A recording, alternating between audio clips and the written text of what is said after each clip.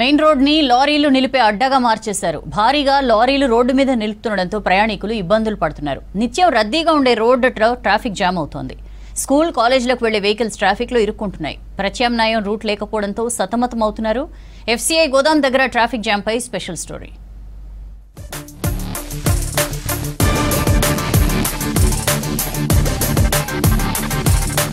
ఖమ్మం నగరంలోని FCI గోదాం దగ్గర భారీగా లారీలు నిలుస్తున్నాయి. దీంతో వాహనాల రాకపోకలకు తీవ్రంగా ఇబ్బందులు ఎదురవుతున్నాయి. FCI గోదాంకు ధాన్యం లోడ్తో వచ్చే లారీలు రోడ్డును ఆక్రమించుకోవడంతో అటు నుంచి వెళ్లే వాహనదారులు అవస్థలు పడుతున్నారు. స్కూల్ కు వెళ్లే బస్సులు, ఇతర వాహనాలు ట్రాఫిక్ లో ఇరుక్కుపోతున్నాయి. దీంతో విద్యార్థులు, ప్రైవేటు ఉద్యోగులు సమయానికి చేరుకోలేకపోతున్నారు. అసలే చిన్న రోడ్డు మధ్యలో డివైడర్ ఏర్పాటు చేయడంతో రోడ్డుకి ఇరువైపులా భారీ లోడ్లతో ఉన్న లారీలు నిలుపుతున్నారు. లారీ నిలిచి ఉండటం వెనక నుంచి ఏ చిన్న వాహనం వచ్చినా దానిని ఓవర్టేక్ చేసే పరిస్థితి లేదు. ముందున్న వాహనం ఈ లారీలను మొత్తం దాటేసే వరకు వేచి చూడక తప్పడం లేదు. కేంద్ర పరిధిలో ఉన్న FCI గోదాం నిర్మించుకున్నారు, కానీ లారీల కోసం పార్కింగ్ స్థలాన్ని ఏర్పాటు చేయలేదు. ఇంత ట్రాఫిక్ సమస్య ఉన్నా ట్రాఫిక్ పోలీసులు ట్రాఫిక్ క్లియర్ చేయడానికి యాక్షన్ తీసుకున్న దాఖలాలు లేవు. లారీల అడ్డ లోపల ఉన్నా కానీ లారీలు కిలోమీటర్ మేరకు రోడ్లకు ఇరుప్రక్కల పెట్టడం వల్ల ప్లస్ RTC బస్సులు కానీ, ఆటోలు కానీ, ఆఫీసులో కానీ డ్యూటీలకు వెళ్ళే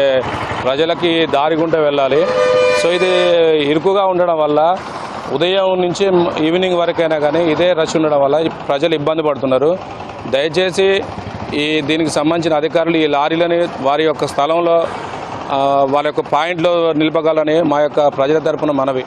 ఖమ్మం నగరం విస్తరించిన స్థాయిలో రోడ్లు వెడల్పు కాలేదు. అనేక మంది రోడ్ల విస్తరణకు అడ్డుకున్నారు. కొందరు కోర్టు మెట్లెక్కితే మరికొందరు రాజకీయ పార్టీలను ఓటు బ్యాంకు ద్వారా బ్లాక్ మెయిల్ రాజకీయాలు చేశారు. BRS హయాంలో భారీగా నిధులు కేటాయించినప్పటికీ రోడ్ల విస్తరణ అందుకు అనుగుణంగా జరగలేదు. విస్తరించామని చెప్పుకునే ప్రతి చోట రోడ్లను కుదించారు. దీంతో ప్రజలు గతంలో లాగే ట్రాఫిక్ సమస్యలతో ఇబ్బంది పడుతూనే ఉన్నారు. కార్పొరేషన్, RNB అధికారుల నిర్లక్ష్యంతో ప్రజల ట్రాఫిక్ కష్టాలు తీరడం లేదు. దానికి తోడు ట్రాఫిక్ పోలీసుల తీరు మరింతగా మందగించింది. ట్రాఫిక్ క్లియర్ చేయడంలో సిబ్బంది విఫలమయ్యారు. కొన్ని చోట్ల మాత్రమే విధుల్లో ఉంటున్న పోలీసులు ట్రాఫిక్ సమస్యగా ఉండే చోట కానరావడం లేదు. లారీలతో పెద్ద పెద్ద గుంతలు పడి వర్షపు నీళ్లు భారీగా జామవుతున్నాయి. లారీల పక్కనే చెత్తతో పాటు పిచ్చి మొక్కలు భారీగా మొలిచాయి. అనేక మంది లారీ డ్రైవర్లు, క్లీనర్లు మలమూత్ర విసర్జన చేస్తుండటంతో అక్కడి కంపును భరించే పరిస్థితి లేదు.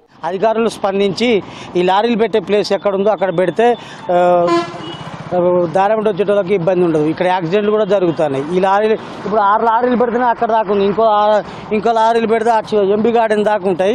బస్సులు వస్తే మళ్ళీ 2 వీలర్ పోవడానికి కనీసం 2 అడుగులు కూడా 3 అడుగులు కూడా ఉండని పరిస్థితి. లారీలు చివరికి పెడతారు, ఇంకొద్ది గిసుంటే పెడితే ఇక వచ్చే పరిస్థితి లేదు.